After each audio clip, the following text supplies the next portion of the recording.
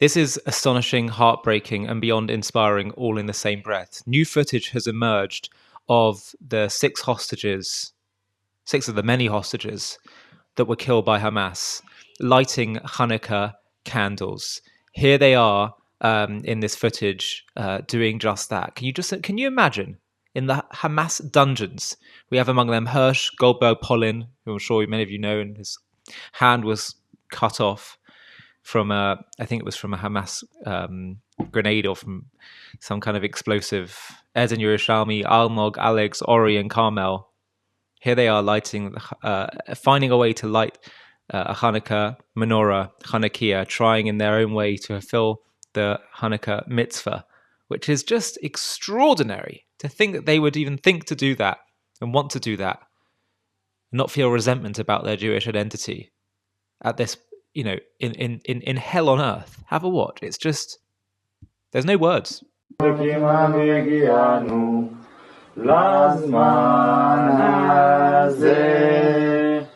Amen.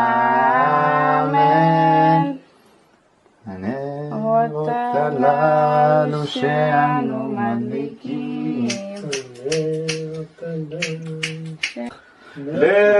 לתכין מטבע מצרב נבח אז אגמור בשיר מזמור חנוכת המזבח אז אגמור בשיר מזמור חנוכת המזבח.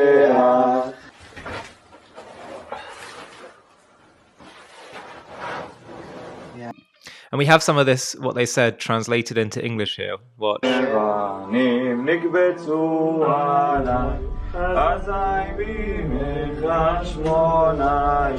שיש בתים יש לשיר? בעיקר כל פעם שניסו להרוג אותנו ולא הצליחו. צריך להוסיף עוד בתים.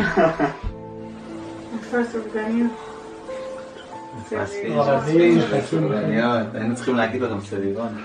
חכים לרולדים בארץ. ולחסות. חג שמח. חג שמח.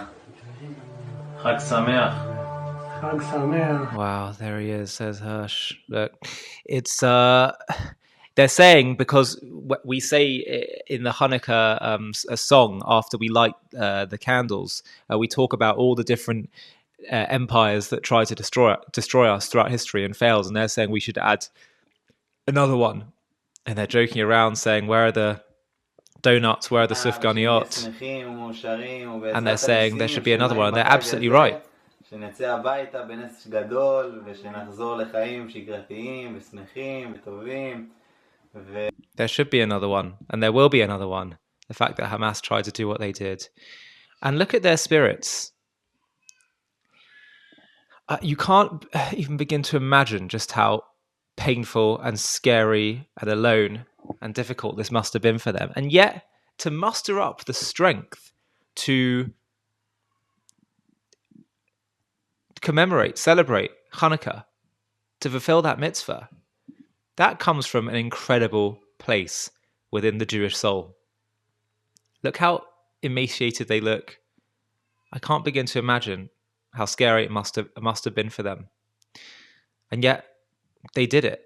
It reminds me actually of, I heard a story from the Holocaust. And by the way, we should know that these people are as great as the greatest of martyrs throughout Jewish history.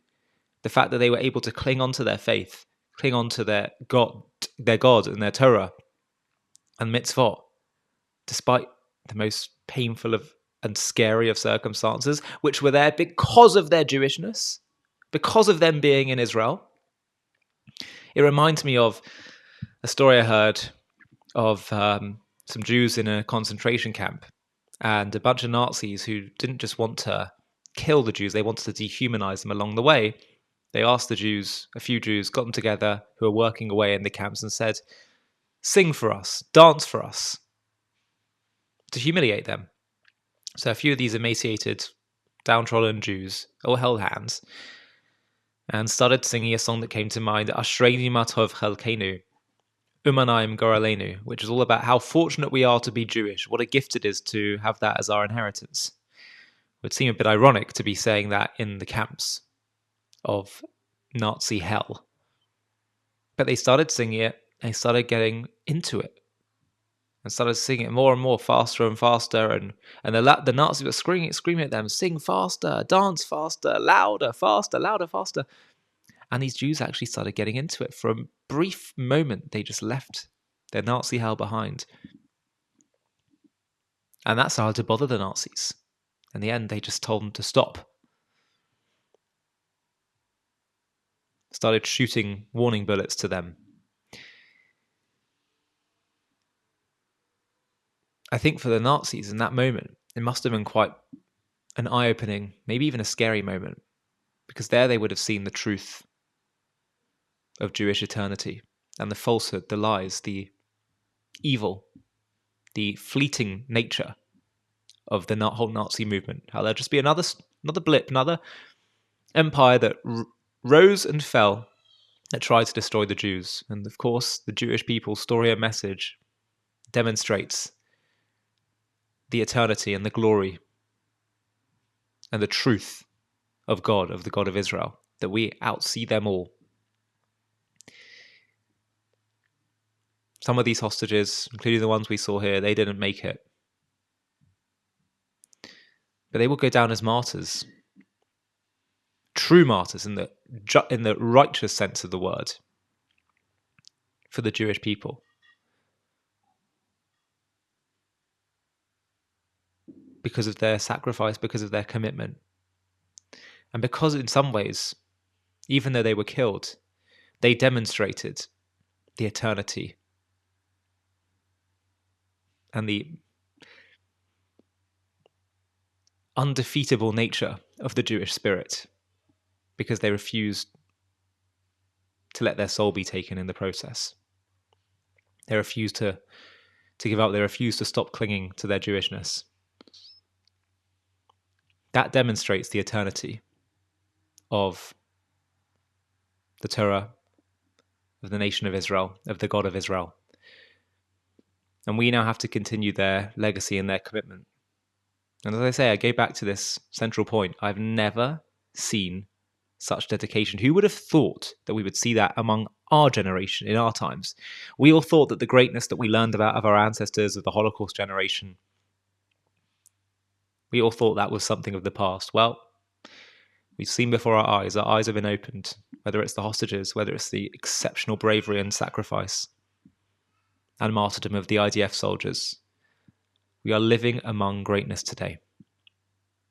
And that should give us some sense of excitement, because it means we are a worthy generation. Before you go, you have to check out the trailer for our new documentary on Moshiach, the Jewish belief about the Messiah, what he will do, how the world will look after his coming, and why his arrival is close. And if you want to watch the full thing, just click the link below in the video description.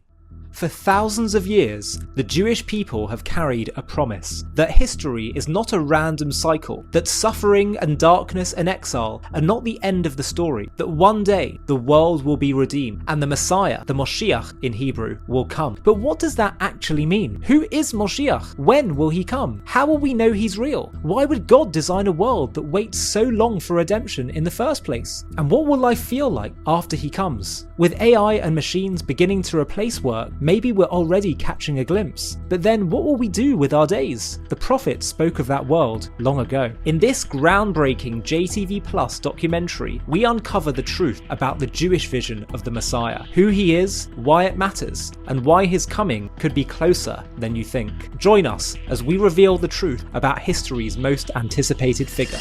To watch this JTV Plus documentary and access much more premium content, click on the link in the video description.